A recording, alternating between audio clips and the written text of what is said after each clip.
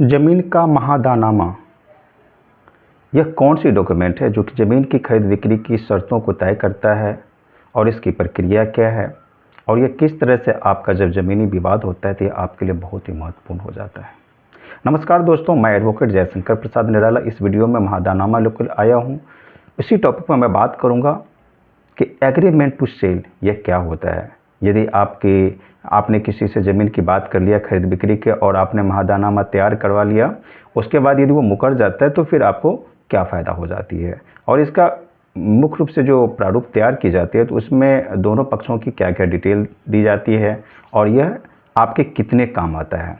तो आइए जानते हैं कि महादानामा का प्रारूप क्या होती है, उसकी क्या ड्राफ्टिंग होती है। एक्चुअली उसमें दोनों पक्ष का पूरा डिटेल रहता है, नाम, पिता का नाम और वह कहाँ के रहने वाले हैं, जैसे ग्राम, थाना और जिला, यह दोनों पक्षों का रहता है, विक्रेता और क्रेता का। यह ज़मीन रजिस्ट्री से पहले की जाती है। कभी कभी क्या होते हैं, आप देखते होंगे कि आपके मोहल्ले गांव घर में कभी कभी ऐसे भी लोग होते हैं जो कि बात कर लेते हैं, ज़मीन का सौदा कर लेते हैं कि यह प्रतिफल लेगा इतनी कंसिडरेशन, यानी इतने रुपए में यह ज़मीन जो इतनी बड़ी एरिया का है वह आपको इतने तारीख के अंदर मैं आपको रजिस्ट्री कर दूंगा और वो बाद में मुकर जाता है। तो क्या वह कोई किसी के साथ ऐसा मजाक कर सकता है जो कि फाइनेंशियली हो या तो ज़मीन से जुड़ी हो? तो क्या उस पर कोई कानूनी कार्रवाई नहीं होगी? जी हाँ, होगी, बिल्कुल होगी। तो उसी की लोग करके मैं चर्चा करूंगा।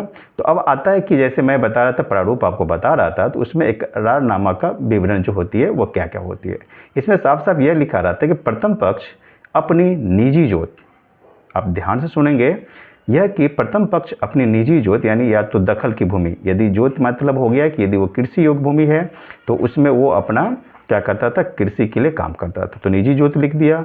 यदि वो दखल की भूमि है यानी वो भूमि ऐसी ही पड़ा हुआ है और उसमें कोई काम नहीं हो रहा है, वो अपना बाउंड्री करके छोड़ दिया है, या तो उस पर बिल्डिंग है जिसका विवरण नीचे दिया गया है, उसे घरेलू जरूरत के अनुसार वो बेचना चाहता है। यानी आपने समझ गया कि ए जो है, यानी ए एक व्यक्ति है जो कहीं का रहने वाला है, ABCD जगह रहने वाला है, वह क्या करता है तो अपना ज़मीन जो है बेचना चाहता है। किसको बेचना चाहता है? बी को बेचना चाहता है। तो बी कौन हो गया? द्वितीय पक्ष हो गया।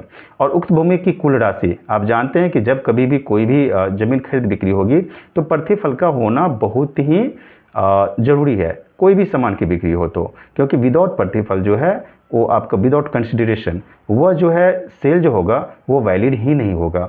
तो द्वितीय पक्ष साफ साफ करता है कि मैं उनको दे रहा हूं और वह कितने राशि दे रहा हूं, वह राशि भी लिखा रहता है और उसे खरीदने के लिए सहमत भी हुए हैं।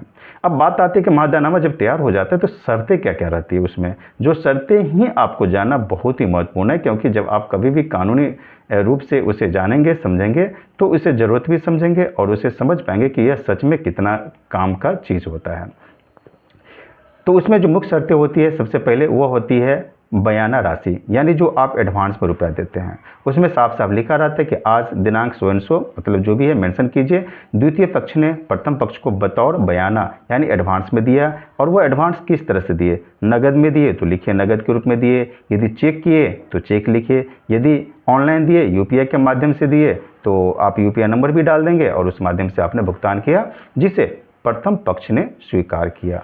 ठीक, यहाँ तक आपने समझ गया कि जो एडवांस के रुपए दिए हैं वो स्वीकार भी कर लिया और किस माध्यम से दिए, कितने तारीख को दिए, वो भी आपने यहाँ पर मेंशन कर दिया। अब आ जाती है सेकंड की समय सीमा।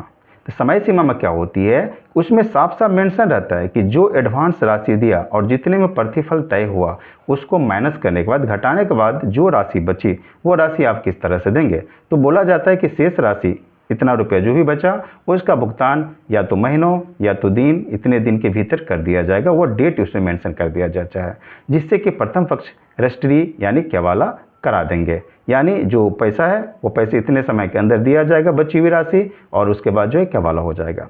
अब जैसे ही केवाला होगा तब फिर वो कुछ सोचेगा कि पोजीशन कब मिलेगा, तो वह भी इसमें मेंशन हो जाता है कि पोजीशन जो है यानी कब्जा जो है उसको कब मिलेगा। पूरी राशि प्राप्त होने और रजिस्ट्री होने के बाद जमीन का भौतिक कब्जा द्वितीय पक्ष को सौंप दिया जाएगा। यानी साफ साफ इस पर मेंशन रहता है कि जैसे ही पूरी राशि मिलेगी तो पूरी राशि मिलने के बाद जो बातें तय हैं उसके अनुसार रजिस्ट्री हो जाएगी, केवाला हो जाएगी और उसके बाद जो है उनको क्या किया जाएगा, पोसेशन जो है दे दिया जाएगा, कब्जा जो सुपुर्द कर दिया जाएगा, यानी वो उस पर मेरा अधिकार नहीं रहेगा।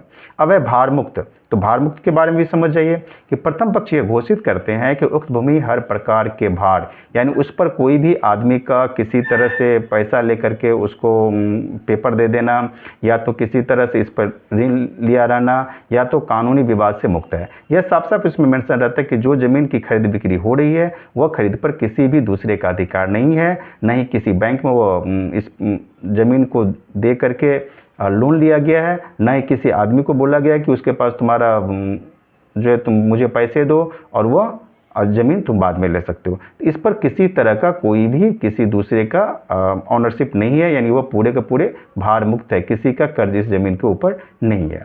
यदि भविष्य में कोई त्रुटि पाई जाती है तो प्रथम पक्ष जिम्मेदार होंगे, क्योंकि प्रथम पक्ष क्या कर रहे हैं, प्रतिफल के साथ इस ज़मीन को बेचना चाहता है, राइट। तो ये भी आपको मेंशन हो गया। अब है कि डिफ़ॉल्ट क्लॉज, वो भी एक आ जाती है, यह भी लिखा रहता है। कभी कभी क्या होते हैं तो कुछ लोग उसी बीच में बेईमानी करने की नीयत से वो क्या करते हैं, उनके मन में कुछ बदलाव आ जाती है। तो यह भी मेंशन किया जाता है कि यदि तय समय सीमा के भीतर द्वितीय पक्ष बाकी पैसे नहीं देते हैं, जो मैंने बताया था बयाना देने के बाद, यानी एडवांस पैसे मनी देने के बाद जो पैसे बचे हुए हैं, यदि तय समय सीमा के अंदर द्वितीय पक्ष पैसे नहीं देते हैं तो बयाना जब्त हो सकता है। अब है कि भाई बयाना वो जो है उसका घर में कोई कारण हो गया तो वह क्या करेगा, पूरे के पूरे एडवांस उसका जब्त कर लेगा। तो ये फिर कभी कभी क्या होती है, आपसी सहमति भी बन जाती है कि ठीक है, यदि हम किसी को मुकर जाते हैं तो आप किसी दूसरे को ज़मीन बेच देना और मेरा एडवांस हो आप मुझे लौटा देना, ऐसा होता है आपसी सहमति से। और उसमें लिखा यह भी जाता है कि यदि प्रथम पक्ष रजिस्ट्री से मुकरते हैं तो द्वितीय पक्ष न्यायालय के माध्यम से रजिस्ट्री कराने का अधिकार रखेंगे। यह सबसे महत्वपूर्ण है। अब बोलोगे कि प्रथम पक्ष रजिस्ट्री करेगा नहीं, उन्होंने प्रतिफल तय कर लिया और वह बाद में मुकर जाता है कि मैं नहीं करूँगा, और या तो कोई लोभ हो जाता है, या तो कोई चढ़ा बढ़ा देता है, या तो कुछ उनके मन में बात आ जाती है, तब यही कानूनी पेच जो है फंस जाती है कहीं ना कहीं।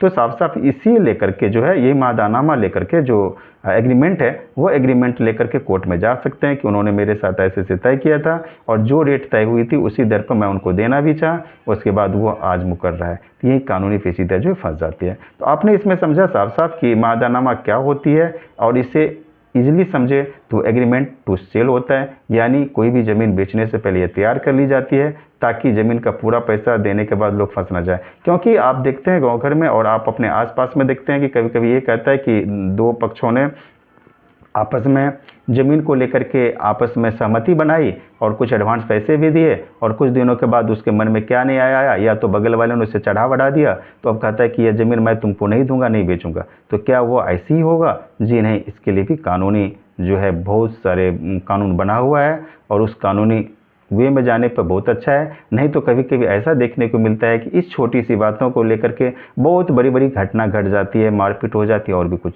हो जाती है। तो यह वीडियो आपके लिए बहुत ही शिक्षाप्रद है, और मैं यही बोलूँगा कि आप यदि चैनल पर नए हैं तो मेरे चैनल को सब्सक्राइब कर लीजिए और अपने दोस्तों के साथ शेयर भी कीजिए। Thank you so much.